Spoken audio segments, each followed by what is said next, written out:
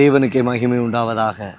எனக்கு அன்பான கர்த்தருடைய பிள்ளைகளே, கர்த்தருடைய ஜனமே, தேவனாகிய கர்த்தர் உங்களையும் உங்களுடைய குடும்பத்தையும் கிருபையாய் நடத்தி பாதுகாப்பாராக. மத்தேயு எழுதின சுவிசேஷம் 27ஆம் அதிகாரம் 42ஆம் வசனத்திலே வாசிக்கிறோம்.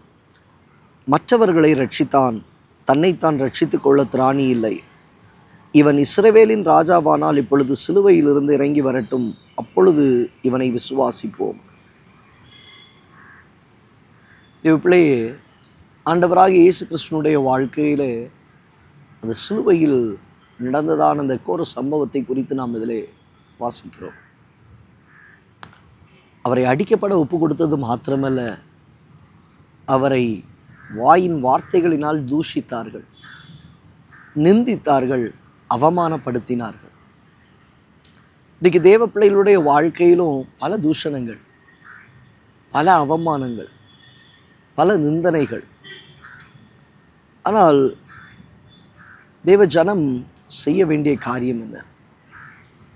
ஆண்டவராக இயேசு பொறுமையோடு கூட இருந்தாருங்க. உலகம் பார்த்து சொல்லுது, தன்னைத்தான் ரட்சிக்க அவனுக்கு துப்பு இல்லை. மற்றவர்களுக்கெல்லாம் வழிகாட்டினான், மற்றவர்களை ரட்சித்தான். ஆனால் தன்னை காத்து கொள்ளுகிறதற்கு அவனால் முடியலை. தேவப்பிள்ளையே, இன்னைக்கு உலகம் உங்களை பார்த்து அப்படி சொல்லுதா? நீ மற்றவங்களுக்கு இயேசு இயேசுன்னு போய் சொல்லிக்கிட்டு இருக்கிற, நல்ல பாதைகளை கற்றுக் கொடுக்குற, ஆனால் உன் வாழ்க்கை எப்படி இருக்கு பாரு, உன் பிள்ளைகளுடைய வாழ்க்கை எப்படி இருக்கு பாரு, உன் எதிர்காலம் எப்படி இருக்கு பாரு, உன் குடும்பம் எப்படி இருக்கு பாரு. குற்றம் சாட்டுகிறாங்களா? குறை சொல்லிக்கொண்டே இருக்கிறாங்களா? தேவப்பிள்ளையே, அந்த இடத்துல மறு உத்தரவு நீ பேசாத. அவர் ஒன்றும் பேசலை, அவர் மௌனமாக இருந்தா.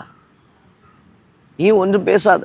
இந்த காலங்கள், இந்த நாட்களிலே கர்த்தருடைய சமூகத்தில் இருக்கிற தேவ பிள்ளையே, நீ உபவாசித்து ஜெபித்து கதறி அழுது இந்த நேரத்தில் நீ செய்ய வேண்டியது என்ன தெரியுமா? தேவ சமூகத்தில் பொறுமையோடு கூட காத்துரு. மறு உத்தரவு சொல்லாத, மறு உத்தரவு பேசாத. பேசுகிறவன் 1000 பேசட்டும், நிந்திக்கிறவன் 1000 விதத்தில் நிந்திக்கட்டும். தேவ பிள்ளைகள் கவலைப்படக்கூடாது, தேவ பிள்ளைகள் வேதனைப்படக்கூடாது. இது ஒன்றும் உங்களை பாதிக்கக்கூடாது. மற்றவர்களை ரட்சித்தானே, தன்னைத்தானே ரட்சிக்கட்டுமே. பார்ப்போம். இஸ்ரவேலின் ராஜாவா, ராஜான மேலேருந்து இறங்கி வரட்டும், அப்புறம் விசுவாசிக்கலாம். முதல்ல உன் வாழ்க்கையில் நல்லது நடக்கட்டும், உன் வாழ்க்கையில் சந்தோஷம் கிடைக்கட்டும், உன் வாழ்க்கையிட்ட எல்லாம் நல்லா தான் இருக்கட்டும். அப்புறம் பார்க்கலாம்ப்பா, இயேசுவை ஏற்றுக்கொள்ளணுமா ஏற்றுக்கொள்ள வேண்டாமா, விசுவாசிக்கணுமா நம்பணுமான்றதை நான் அப்புறம் பார்த்துக்கிறேன். உலகம் உங்களை பார்த்து சொல்லுமா? சொல்லும், அதை நடத்தும். நீ சோர்ந்து போகாதே, நீ சோர்ந்து போகாதே. உங்கள் வாழ்க்கையின் சூழ்நிலைகள் எல்லாவற்றிலும் கர்த்தருக்கு சாட்சியாக இருங்க. வார்த்தைகளை விதைங்க, வசனத்தை விதைங்க, வார்த்தைகளை கொண்டு செல்லுங்க. கர்த்தர் உங்களை பயனுள்ள கருவியாய் மாற்றுவார். இஸ்ரவேலுக்கு ராஜானா உடனே இறங்கி வரட்டுமே. அதே இடத்துல தாங்க இன்னும் கொஞ்சம் சிறிது நேரம் கழிச்சு அவங்க சொல்லுகிறாங்க, மெய்யாகவே இவர் தேவனுடைய குமாரன் தான் என்று, மெய்யாகவே இவர் ராஜா தான் என்று. தேவ பிள்ளையே, கர்த்தர் உனக்கு ராஜரீக ஆசாரிய அழைப்பை கொடுத்திருக்கிறார். கர்த்தர் உன்னை ராஜாவாகவே கர்த்தர் வைத்திருக்கிறார். மகிமையான கிரீடத்தை உனக்கு சூட்டி இருக்கிறார். ஒரு நாள் வருகிறது, கர்த்தருடைய ராஜ்யத்தில் கர்த்தர் நம்மை ராஜாவாக நிறுத்த போகிறார். இன்னைக்கு நம்ம சில சூழ்நிலைகளில் அமைதியாக இருந்து போகிறது, விட்டு கொடுத்து போகிறது, மற்றவங்க பேசுகிற எதிர் பேச்சுகளுக்கு நீங்கள் பேசாமல் இருப்பது நல்லது. ஒரு நாள் வரும், உங்கள் தலையை கர்த்தர் உயர்த்துவார். 3ஆம் நாள் என்கிற ஒரு நாள் உண்டாகும்.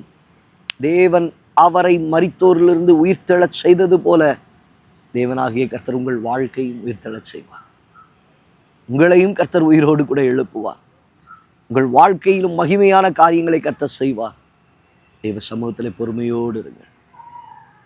அவன் எனக்கு விரோதமாக பேசிட்டான், காரியத்தை சொல்லிட்டான், அதுக்கு எதிர் பேச்சை நான் பேசுவேன், சொல்லுவேன், செய்வேன். வேண்டாம் வேண்டாம் வேண்டாம். கர்த்தர் சொல்கிறார், நீ செய்யாதன்னு சொல்கிறாரு, செய்யாதன்னு சொல்கிறாரு, பேசாதன்னு சொல்கிறாரு. அமைதியாக இருங்க. ஒரு நாள் வரும்பொழுது கர்த்தர் உங்களை தூக்கி நிறுத்துகிறதை உங்களுடைய கண்கள் காணும். கண்களை முடி ஜெபிக்கலாம். நல்ல தகப்பன், இந்த வார்த்தைகளை கேட்ட உடைய பிள்ளைகளுடைய வாழ்க்கை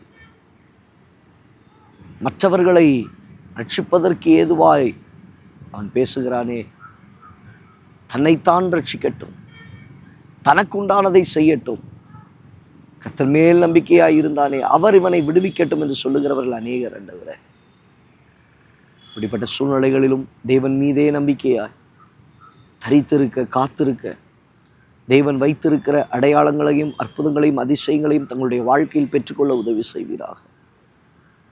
பொறுமையோடு இருந்து ஓட கிருபை தார். இயேசுவின் நாமத்தில் பிதாவே. எனக்கு அன்பான தேவ பிள்ளையே, தேவஜனமே, சோர்ந்து போகாதீங்க, உடைந்து போயிடாதீங்க.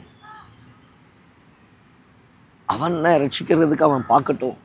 உலகம் சொல்லும், நான் இங்கே செய்ய வேண்டிய வேலைகளை நீங்கள் செய்ய. வசனத்தை கொண்டு போங்க, வார்த்தைகளை கொண்டு போங்க. கர்த்தர் உங்களை பயனுள்ள கருவியாக எடுத்து நிறுத்துவார். இடத்துல கர்த்தர் உங்களை உயர்த்துவார். தேவன் ரட்சிப்பை கட்டளையிடுவார். God bless you. God bless you.